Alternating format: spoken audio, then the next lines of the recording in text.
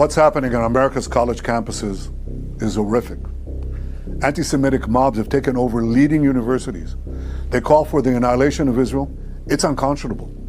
It has to be stopped. It has to be condemned, and condemned unequivocally. When Netanyahu demanded that the protests against Israel be stopped, the U.S. government complied because our members of Congress have all been bought and paid for with tax dollars given to the American Israeli Political Action Committee, known as AIPAC. AIPAC openly brags about this on their official website because they don't have to register under the Foreign Agents Registration Act, which requires agents of foreign principals to register and provide transparency. Beginning in 1962, they were known as the American Zionist Council, and President John F. Kennedy was ordering them to register as a foreign agent. Along with members of the U.S. government, the Zionists fought against this. In October of 1963, forms were prepared for them to register, but the next month, JFK was assassinated, and Israel has never been asked to register since. 4 years later, Israel attacked the USS Liberty, murdering dozens of Americans and injuring over 100. The U.S. government helped them cover it up as an accident. On the day of 9/11, 5 Israelis who were seen photographing the collapse of the Twin Towers and celebrating were arrested and detained for several weeks. In documents later released by FOIA requests, the FBI redacted their faces in pictures where they were posing in front of the burning towers and described them as being happy and jovial. One of them stated, "Israel now has hope that the world will understand us." The end of the declassified document asks if they had foreknowledge of the event and were there to film it, and the answer was redacted. As soon as they were released, they returned to Israel and went on television, where they confirmed that the answer was yes. The fact of the matter is, we are coming from a country that experiences terror daily. Our purpose was to document the event. The dancing Israelis had fake student IDs, and several accounts of suspicious Israeli art students were reported to be infiltrating government buildings. Over 100 of these Israeli art students were arrested. Fox News reported that these art students served in military intelligence and explosive ordnance units. The majority of those questioned, quote, stated they served in military intelligence, electronic surveillance intercept, and/or explosive ordnance units. In March of 2000, several of these Mossad art students were living in the World Trade Center as part of the World Views Artist in Residence program. They occupied floors 90 and 91, where walls were unfinished and structural beams were exposed. A member of this group of artists, Hanan Sarfati, was arrested by the DEA as part of the Israeli spy ring, but the identities of an additional 14 Israelis who were with him have never been released to the public. These Israeli artists were sharing the space with a group of Austrian artists known as Gelatin, who were working on a project called The Bee Thing that involved removing windows on the 91st floor of the North Tower. A small balcony was constructed for people to stand on while photographs were taken by a helicopter. Another group called E-Team managed the helicopter with the designation number N666LH. This helicopter was to be in an art exhibit memorializing this project, scheduled for September 11th, 2001. In March of 2001, E-Team had an art project called 127 Windows. Officially, they were going to write their name on the exterior of the tower. They had an artist's rendering of what the project was supposed to look like, but it never appears to have happened. And on 9/11, American Airlines Flight 11 crashed into the exact spot where they were supposedly preparing to do this. In 2001, Gelatin published a book on the project and described it as conspiratorial work. It includes a drawing of someone falling headfirst from the 91st floor with the words, 300 meters of pure pleasure. Gelatin was originally spelled the same as the explosive, but was officially changed in 2005. And the 9/11 Commission report does not mention Gelatin, E-Team, or any of the Israeli Mossad art students. Reporting for InfoWars, this is Greg Reese.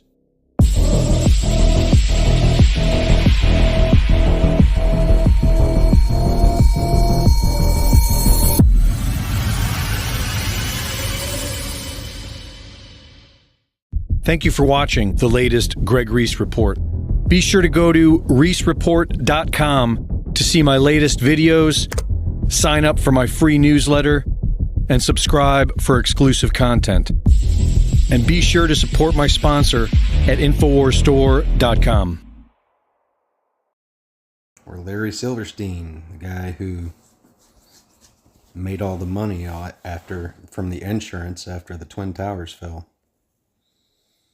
Oh yeah, he's born into a Jewish family as well. Or this lady, Jamie Gorelick, who's part of the 9/11 Commission as well.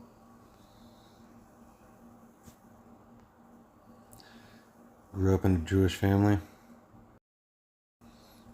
Or this guy, Philip Zelikow.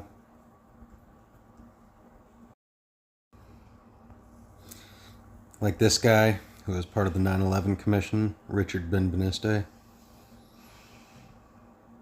Jewish family.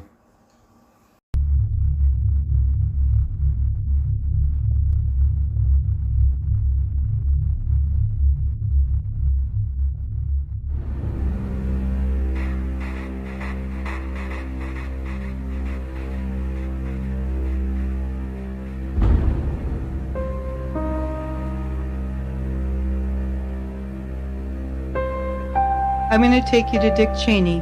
Fasten your seatbelt. And this is going to absolutely blow you away. I would like you, if you can do this on your computer, to go to methodicaldeception.com. And when you open that up, on the navigation bar, you'll see where it says resources. And you'll want to click on that resources.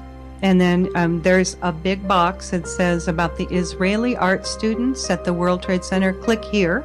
Click on that and tell me when you get to that page that has some photographs, because this is the elephant in the room that nobody wanted to talk about.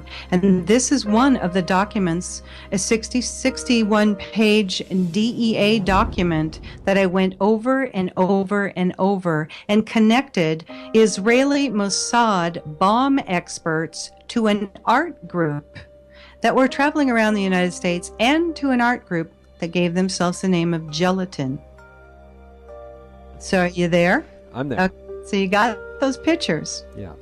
Okay, now I'm going to take you to Dick Cheney. Just listen up. You're looking at those pictures. Those are some Israeli art students that came from a foreign country, and their art project was called B Thing. They called their team the Gelatin Group. And just so you understand this, gelatin is often referred to gelignite or blasting gelatin. It's also referred to as blasting jelly, but gelatin, and they later on changed their name because people started waking up to this. So they named their name Gelatin. They called their art project the B Thing, and you will see on the left-hand side a photograph of the title page of their book.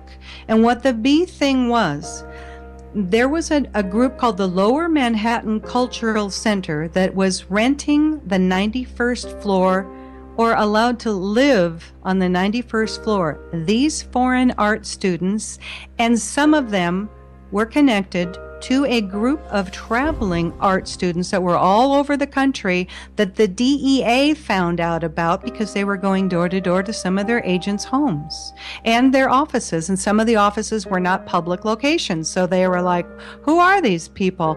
There's Israeli students trying to sell us art. This was just a smokescreen. So you wouldn't go to where we're about to go. Now, the guy in the pink shirt, he's on the top right-hand side. Yep. Kind of a pink shirt on. He has repelling gear on. Yeah. They removed a window. This was their art project. They put a wooden balcony out, and they had photographs taken via a helicopter that was rented by their sponsor from the Lower Manhattan Cultural Center. And that particular gentleman also had a big party to celebrate this event, and he rented part of the top floors of the Millennium Hotel. You'll remember that from 9/11, and who was there, the Bush relative, and took pictures and had a big champagne party watching this. Okay, look behind the gentleman in the pink shirt. You're going to see two big bold numbers. It says BB18. Those are fuse holders. Now look at all three pictures and look at how many boxes of plastic fuse holders that can be used for remote control demolition. And ask yourself, why would art students from Israel and Austria be having thousands of fuse holders? This building was built in the early 1970s. They weren't electricians. They weren't redoing all of the electricity in that building. Think about this. Okay, so I get this book out, I'm waiting for my shipment of books to show up, and I literally had a voice say to me, look into this. Those fuses, by the way, come from a company called Littel Fuse, Littel Fuse Company. They're located in Chicago. And some little voice said to me, take a look into this Littel Fuse Company, where all of those fuse holders behind those artists are. And now some of those artists are guaranteed Mossad bomb experts. And that's in the DEA document that you can read. So I find out that Littel Company is a subsidiary of a corporation called Tracor, Tracor. Now, Tracor, they went bankrupt and split their company. They were a government contractor. They split them off into Tracor Aviation, Littel Fuse, and Tracor Defense Holdings. They're based in Austin, Texas. They were bought out by Westmark Systems. Bobby Ray Inman was the chairman of the Westmark at a point. Then Westmark kind of started losing it, and Tracor bought them back. Tracor bought out a company called Vitro, which used to be the Kellex Company. Let me tell you about Kellex Company. The Kellex Corporation was a wholly owned subsidiary of M.W. Kellogg, as in cereal, that guy Kellogg Company. Kellex was formed in 1942 so Kellogg's operation relating to the Manhattan Project could be kept separate and secret. Kel meaning Kellogg and X meaning secret. The new company's goal was to design a facility for the production of enriched uranium through a gaseous diffusion technique. In gaseous diffusion, isotopes of uranium-235 could be separated from uranium-238 by turning uranium metal into uranium hexafluoride gas and straining it through a barrier material. Now, this is kind of interesting too. So for those of you who remember that originally the first responders were getting calls that there was a missile launched from the Woolworth building. The newly formed Kellex Company's original headquarters were in the Woolworth building in Lower Manhattan. I know, it's just another coincidence, isn't it? They later on moved to Oak Ridge, Tennessee. But now the Kellex Company, you will know them today. Here we are, fasten your seatbelts, as Halliburton. Dick Cheney's old company. There you go. I told you I was going to take you to Dick Cheney.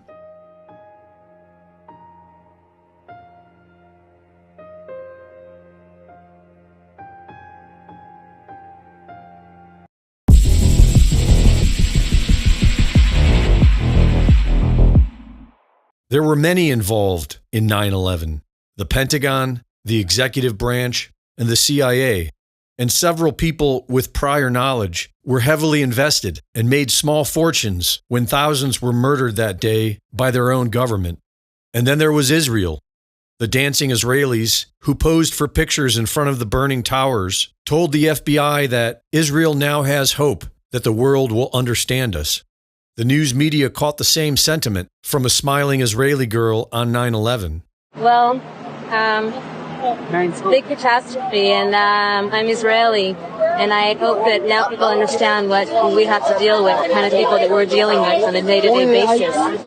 Over 100 Israelis were arrested after 9/11. They were trained in military intelligence and explosives, posing as art students with fake IDs and infiltrating government buildings.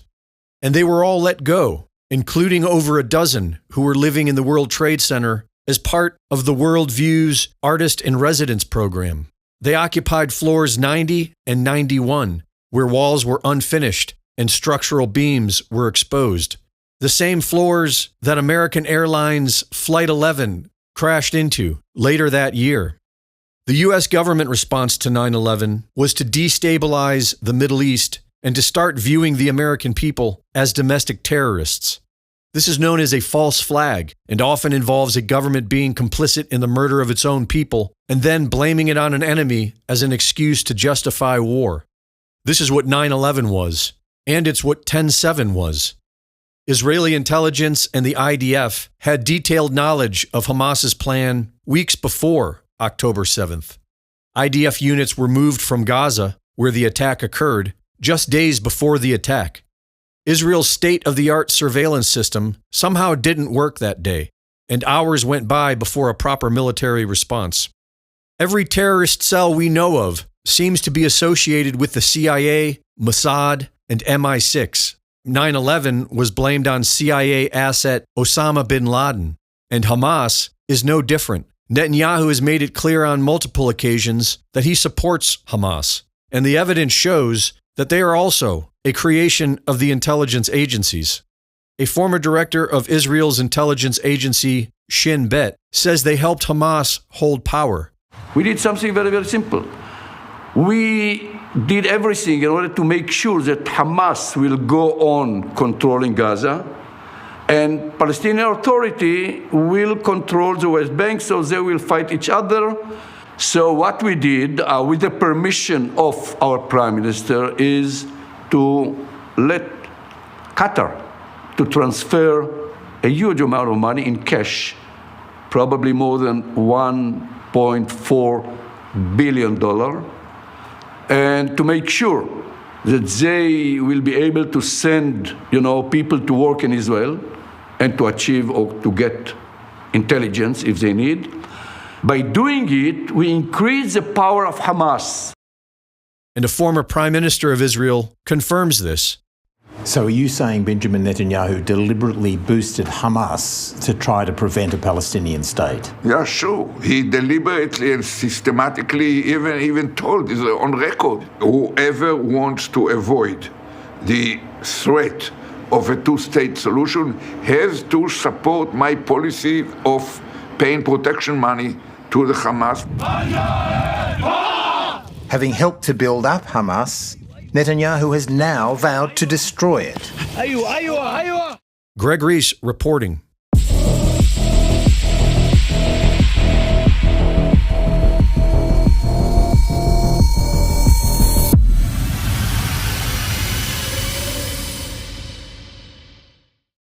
The Reese Report is now fully funded by my Substack subscribers. Subscribe today and support my work at gregreese.substack.com.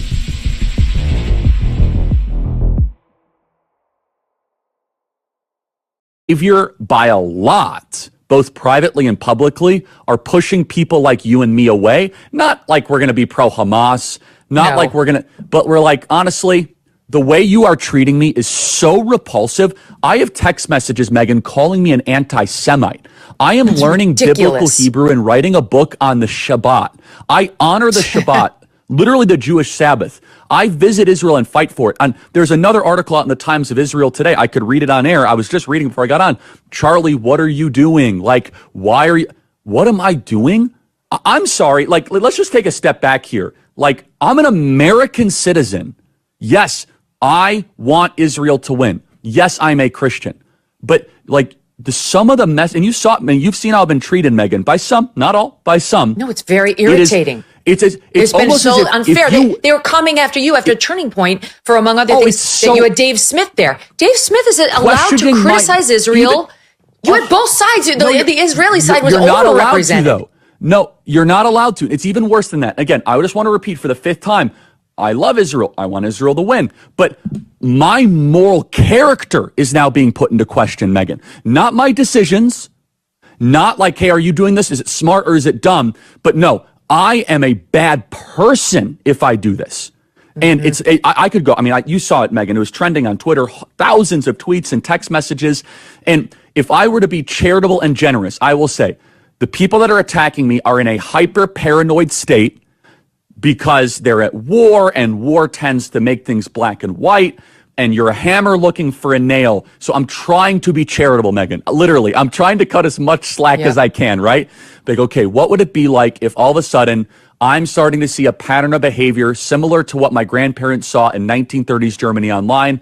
How would I behave? So that's like my charitable kind of overcompensation spirit. At the same time, I'm like, but it's not defensible to be dumb, right? Yeah. So and it's offensive. It's offensive to those of us who have been out there defending them in many instances against critics on our own side. And now you have a couple of comments like, well, what about this? Well, has it gone on too long? Like, is it time to wrap it up? And the thing about Epstein is just so bizarre. I don't know who he was an agent for. It might have been Israel or an asset, or it might have been nobody. Yeah. But we're allowed to speculate about that. It's there's some rule. You can't go there when it comes to Israel. Well, you and I believe that we're Americans and Americans first, period. End of story. We are citizens of this nation, okay? That's and right. Israel, we have funded, we have supported, and they're up against a sea of Islamic totalitarianism, and we should be cheering for them, right? Because they're up against barbarians and monsters, and we want them to win. However, here is Megyn Kelly and Charlie Kirk combined, probably 30 million social media followers, like pretty, right? And you and I have been holding this down, and you probably get the negative, oh, you're just shilling for Israel, whatever. I'm like, okay, I'm going to do what's right regardless of the feedback, right? But then all of a sudden, like, I host a person that I moderate the debate of, mind you, right? And I give equal time to Josh Hammer, equal time to a pro-Israel advocate, and my moral character is being put into question.